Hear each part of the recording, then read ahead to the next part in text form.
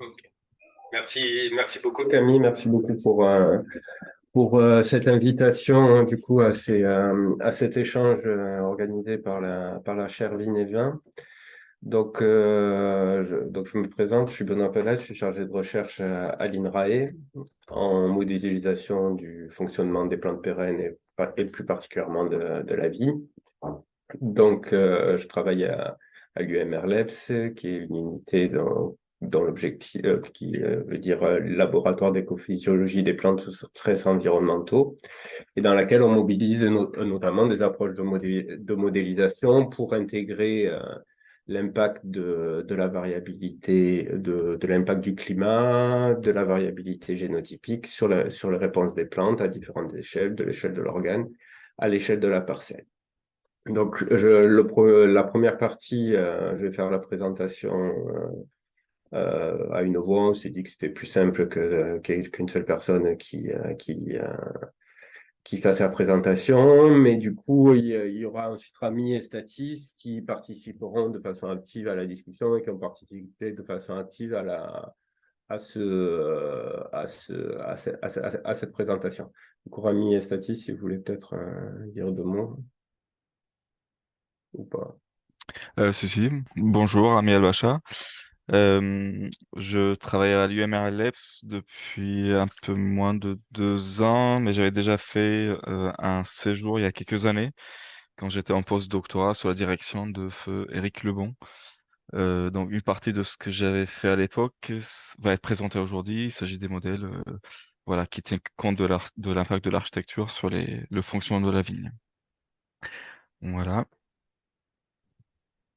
Bonjour, moi c'est Statis Delivorias. Moi je travaille depuis un an et demi au LEPS pour un postdoc sur la modélisation justement de l'architecture et du fonctionnement de la vigne et sur le projet Grappe in Silico qui serait présenté vers la fin de cette présentation. Et après, je serais ravi de discuter sur les questions. Merci. C'est 20 minutes à peu près, Camille. Ouais, j'essaye de tenir le temps, putain, non, ça parlait beaucoup. Du coup, le titre de la présentation, c'est on va essayer de présenter ce qu'on fait à l'UMR Labs en collaboration avec d'autres équipes, bien entendu, sur la modélisation de l'architecture et du fonctionnement de la vigne. Donc, on a commencé par quelques petits rappels sur ce qu'est la modélisation des plantes. Donc, la modélisation des plantes, c'est une communauté scientifique qui regroupe des scientifiques de disciplines assez hétérogènes, donc des agronomes, des écophysiologistes, des botanistes, des informaticiens, et qui a vu son développement la communauté grandir au fur et à mesure des années, avec l'apparition au début des années 70, ou fin des années 60, des années 70, de ce qu'on appelle les modèles de culture, donc qui sont des modèles qui ont pour objectif de modéliser, on va dire, la productivité des couverts agricoles, et principalement des grandes cultures. Dans les années 80, 80, 90, il y a eu pas mal de développement sur le développement des approches de modélisation qui avaient pour objectif de décrire l'architecture des plantes et principalement des arbres et la mise en place au cours du temps de leur architecture au travers notamment de la prise en compte des gradients ontogéniques qui peuvent apparaître chez les arbres. Donc, c'est une approche de modélisation qui a été assez soutenue, notamment à Montpellier, à l'UMR AMAP, qui a été créé au début des années 80. À partir des années 2000, il y a eu une forte volonté de rapprocher les approches plutôt d'écophysiologie, donc c'est-à-dire d'analyse du fonctionnement des plantes et des couverts en conditions environnementales fluctuantes, avec des approches de modélisation. Et dans les années 2010 et 2020, maintenant, il y a de nouveaux défis qui s'ouvrent pour ces approches de modélisation, avec notamment l'intégration d'approches multi-échelles, on va dire de la cellule jusqu'à l'organisme, et l'intégration de données, de vastes jeux de données qui sont issus de nouvelles techniques. Alors, j'ai marqué ici que de biologie moléculaire, mais il y a aussi toutes les techniques qui sont liées au phénotypage des plantes. Donc, c'est une communauté scientifique qui bénéficie des fortes avancées qui sont faites en informatique, qui permettent aussi d'accélérer les temps de calcul et donc de faire de réaliser un nombre de plus en plus important de simulations par rapport à ce qui pouvait être fait, par exemple, dans les années 80. Donc, comme je vous dis, c'est une communauté qui est fortement pluridisciplinaire et qui est soutenue institutionnellement par la recherche publique, dans la recherche agronomique, on va dire, par l'INRA et également par le CIRAD pour les aspects plus liés aux cultures du Sud. Donc, la modélisation des plantes, si on revient un peu sur les objectifs, pourquoi on essaie de modéliser des plantes, il y a donc de nombreux objectifs derrière. Un premier qui peut être d'évaluer la performance des cultures ou des systèmes de culture, par exemple, dans le cas de la vigne, de différentes densités de plantation. Ça peut être également les modèles utilisés comme des outils d'aide à la décision en agriculture, par exemple pour déclencher une irrigation ou pour faire des choix en termes de fertilisation. C'est de plus en plus également utilisé comme outil pour accompagner l'amélioration variétale, où on va tester quelle peut être la performance de différents cépages ou génotypes de façon plus générale dans différents environnements. C'est un outil aussi très fort, et j'insiste assez fortement là-dessus, pour essayer d'agréger des données biologiques pour essayer d'augmenter notre compréhension du fonctionnement des systèmes. Et également, ça peut être utilisé comme, de façon peut-être moins importante dans le cadre qui nous intéresse aujourd'hui, comme un outil pédagogique pour apprendre apprendre aux étudiants aussi comment se développent des plantes ou des couverts végétaux. Donc, il y a de nombreuses approches qui sont utilisées, qui vont des modèles de culture à des modèles structure-fonction sur lesquels je vais principalement axer mon propos aujourd'hui. Donc, il y a quand même beaucoup de questionnements qui se posent sur pourquoi on ne fait pas que de l'expérimentation et pourquoi on a besoin de modélisation par rapport à des approches expérimentales classiques. Principalement, passer la modélisation, c'est quelque chose qui va nous permettre de traiter de façon virtuelle un grand nombre de cas, un grand nombre de combinaisons, par exemple, entre des pratiques culturales et des génotypes. Ça va être des approches qui vont nous permettre de tester ou de valider des hypothèses qui peuvent émaner de résultats expérimentaux. Sont des outils également qui peuvent nous aider à réaliser des bilans dynamiques au cours de la saison, comme des bilans hydriques que l'on ne peut pas réaliser uniquement grâce à de l'expérimentation. Il y a des limites, bien sûr, dans ces approches de modélisation. On n'est pas dans des disciplines de physique, donc il n'y a pas de grandes lois universelles qui régissent le développement des systèmes végétaux. Donc, on est obligé de faire des hypothèses simplificatrices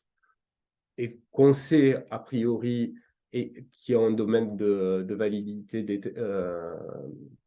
plus ou moins limité dans nos approches de modélisation. Ces modèles, ils ne peuvent jamais être totalement validés, c'est-à-dire qu'on a un domaine de validité du modèle, mais ce modèle, s'il n'a pas été confronté à des données, je ne sais pas, par exemple, de situations de sécheresse extrême, il va prédire des choses qui ne sont pas réalistes par rapport au domaine dans lequel il a été calibré. C'est souvent des approches relativement complexes à utiliser, dans lesquelles on peut avoir également des difficultés pour calibrer les modèles, c'est-à-dire d'ajuster les modèles en fonction des différents cultivars ou des différents environnements dans lesquels les couverts se développent. Donc, globalement, dans les modèles, on va avoir différents types d'échelles qui peuvent être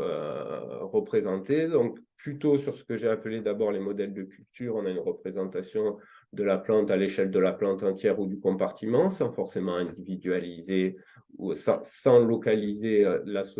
structure 3D, sans représenter la structure 3D de la plante, pour aller ensuite vers des modèles structure-fonction, qui sont les modèles qui vont nous intéresser aujourd'hui,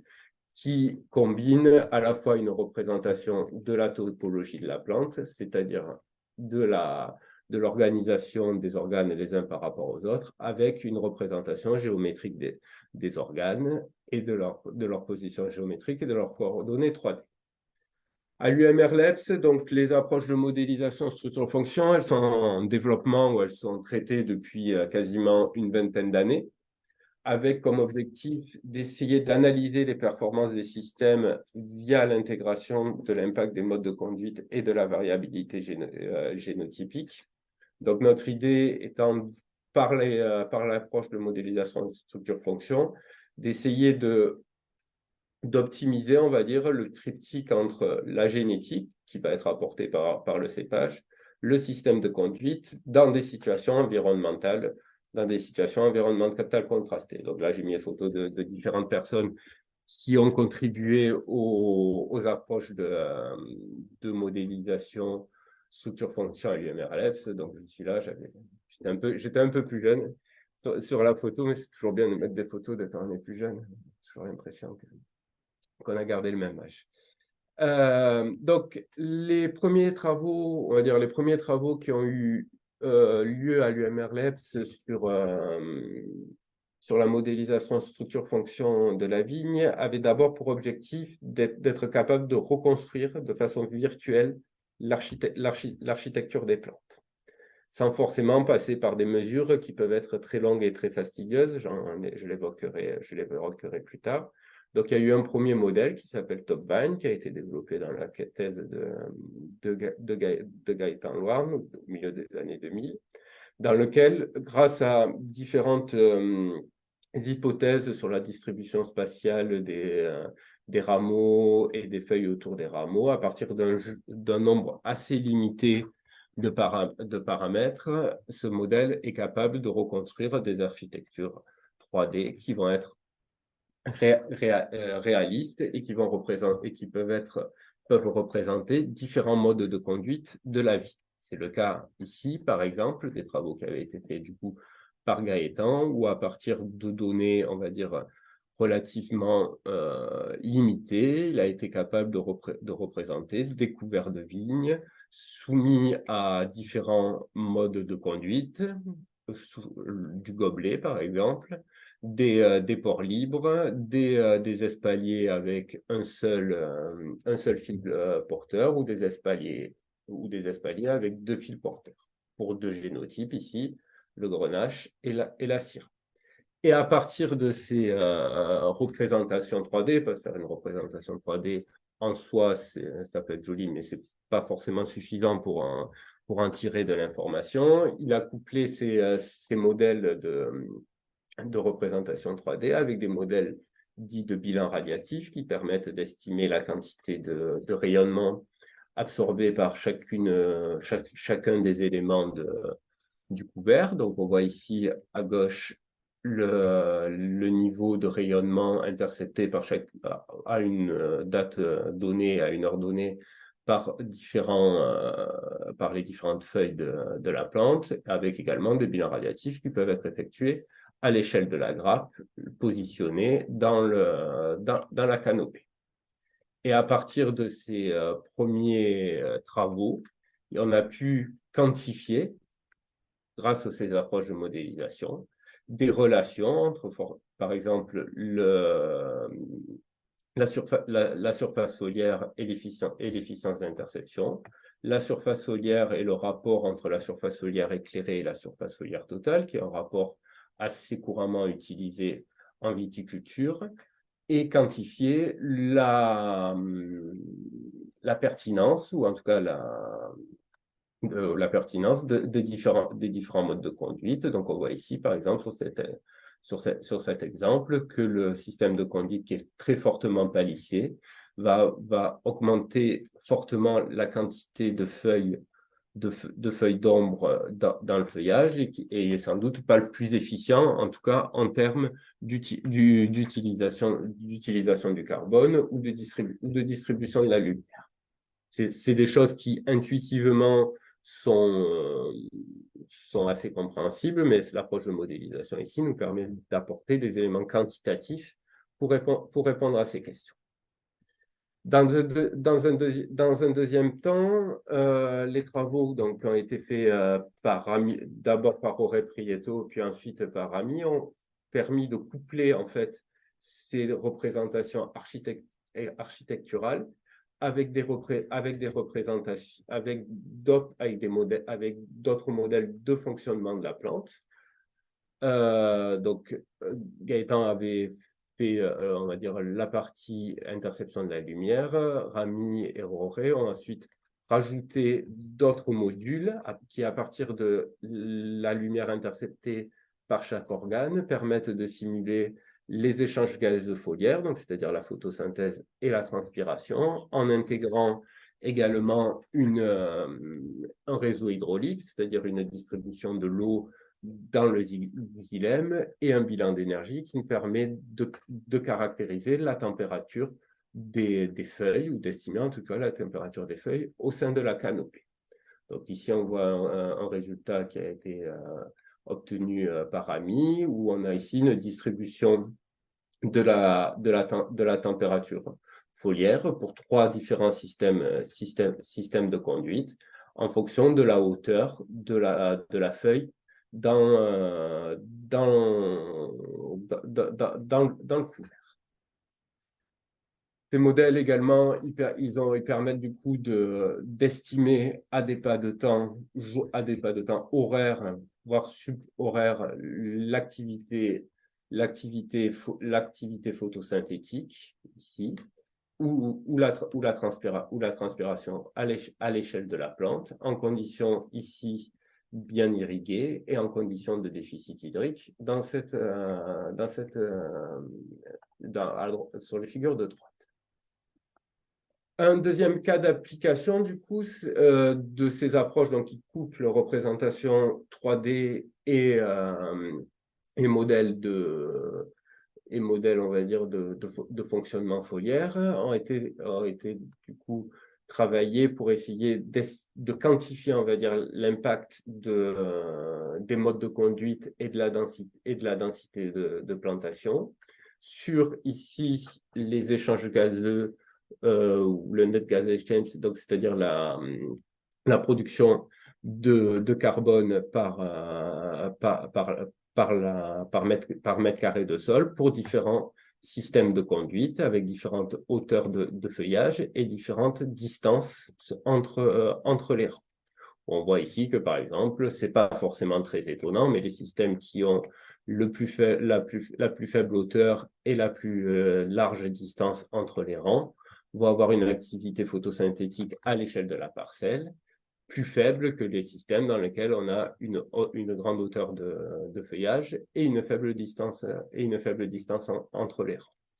Encore une fois, c'est un résultat qui est connu, on va dire, en viticulture, mais là l'approche qui a derrière nous permet de quantifier réellement l'impact de quantifier en tout cas l'impact de ces pratiques. Un troisième cas d'application donc, qui a été réalisé assez récemment par Rami également, a été de comparer les performances en termes d'efficience d'utilisation de l'eau, que l'on peut définir comme étant la quantité de carbone produite via la photosynthèse divisée par la quantité d'eau transpirée, pour 2 types de modes de conduite, donc un espalier classique et un rideau simple, dans 2 localités sur la côte ouest des États-Unis, et en collaboration avec une chercheuse américaine, ils ont étudié l'impact de différents paramètres liés à la conductance stomatique sur l'efficience d'utilisation de l'eau. Ils ont montré que ces paramètres liés au fonctionnement stomatique, donc à la capacité qu'ont les stomates ou non à s'ouvrir ou à se fermer en situation de déficit hydrique, ils ont montré du coup qu'on pouvait espérer une augmentation de l'efficience d'utilisation de l'eau en jouant sur ces paramètres liés au fonctionnement stomatique, et que quel que soit le mode de conduite, donc en rideau simple ou en espalier, on avait toujours une très très forte influence de ces paramètres stomatiques, qui est plus forte en fait, qui est potentiellement plus forte que que l'impact de l'architecture. Le quatrième cas d'application que je voulais vous présenter, qui est traité dans le cadre de la thèse de Mathilde de Milan,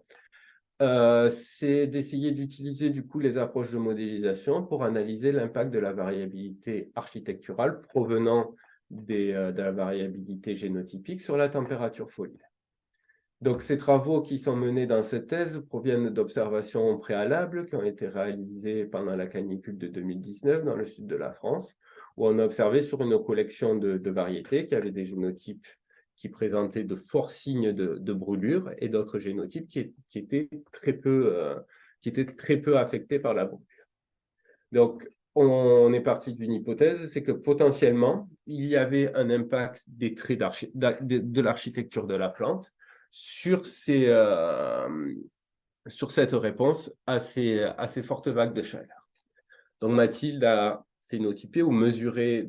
de nombreuses variables architecturales sur différents génotypes, donc de la longueur des entre-nœuds, de la surface foliaire, des angles d'élévation, et a ensuite mené, il me manque une diapositive,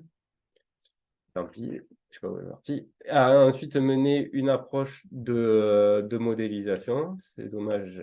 où elle a représenté de façon virtuelle les génotypes. Si je la retrouve, je vous la remontrerai après, mais il y a une représentation virtuelle des différents génotypes en fonction de leur longueur d'entre-nœuds et de leur surface foliaire individuelle pour essayer d'estimer l'impact potentiel de ces traits d'architecture sur la température foliaire. Et ce qu'elle a commencé à montrer, c'est qu'il y avait des impacts importants de la surface foliaire ou des angles d'élévation qui pouvaient moduler la température foliaire et par voie de conséquence, les risques de brûlure.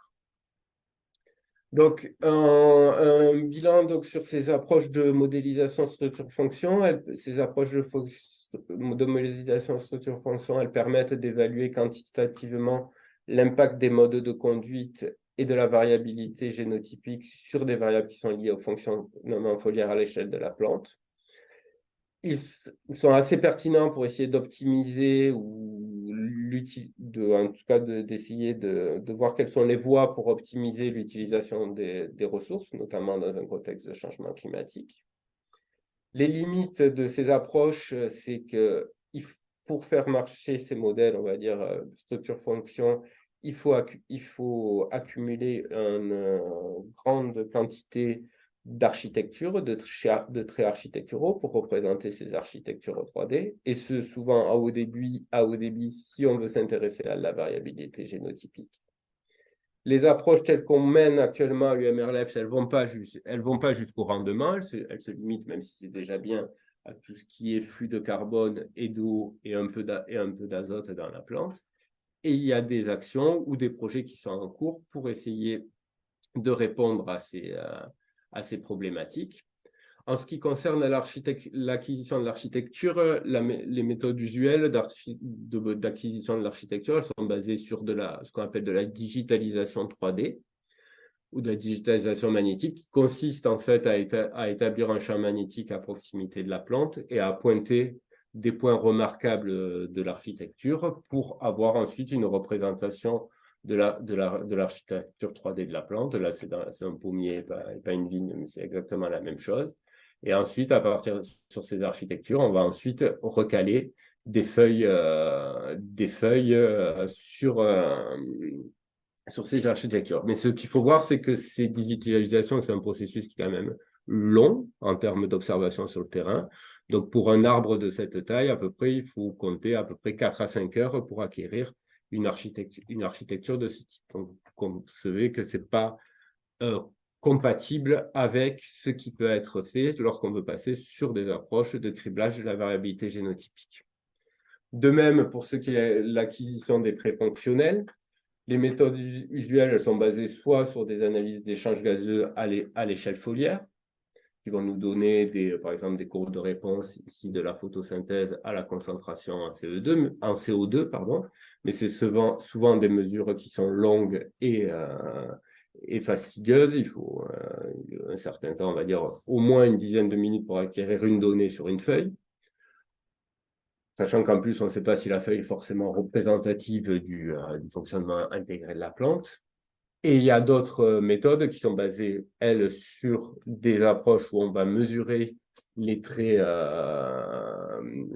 les échanges gazeux à l'échelle de la plante entière, en mettant sur les plantes des chambres d'assimilation, mais c'est des mesures qui sont également difficilement déployables sur un nombre important d'individus. Donc, dans ce cas-là, je ne vais pas y passer trop longtemps. Il y a différentes méthodes ou développement d'approches de phénotypage haut débit qui permettent de phénotyper soit in situ avec des appareils qui permettent une acquisition rapide des traits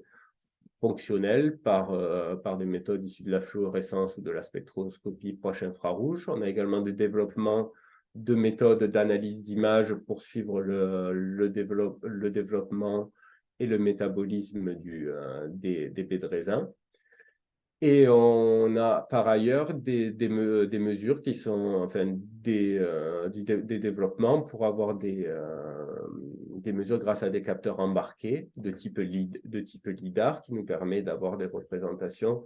3D des plantes à l'échelle de la parcelle. Enfin, en ce qui concerne la limite que je vous ai présentée préalablement sur le fait que les modèles qu'on développe ne vont pas jusqu'au rendement, on travaille notamment avec Statis et Rami aussi sur un assez gros projet qui regroupe différentes unités à Montpellier et à Bordeaux pour essayer de développer un pipeline de modélisation qui aille de l'architecture au fonctionnement carboné et hydrique, à l'allocation du carbone, jusqu'au développement de la grappe et des baies, et à l'élaboration des différents composés, principalement primaires pour l'instant, des baies et à leur modélisation. En conclusion, donc, comme je l'ai dit, on est sur des approches de la modélisation structure-fonction qui sont en essor, on va dire, avec une communauté scientifique qui essaye de se structurer, sachant que ce n'est pas forcément facile parce qu'il y a des initiatives un peu dans tous les sens en France et même au niveau international. Au sein de l'UMR Labs, on a des projets de recherche qui sont assez structurants, qui sont soutenus par INRAE, par la région Occitanie, par France Relance. On collabore également assez fortement avec l'interprofession, notamment avec l'ILV et avec des entreprises que j'ai qualifiées issues du numérique comme ITK ou SunAir. Et on essaie de plus en plus de positionner nos recherches vers le transfert au vignoble, avec notamment le couplage de ces représentations 3D de l'architecture avec des modèles de culture qui nous permettent d'accéder notamment à des bilans hydriques, à des bilans azotés et progressivement à des rendements à l'échelle de la parcelle. J'en ai fini. Je vous remercie. J'ai été un peu long, excusez-moi. Merci Benoît.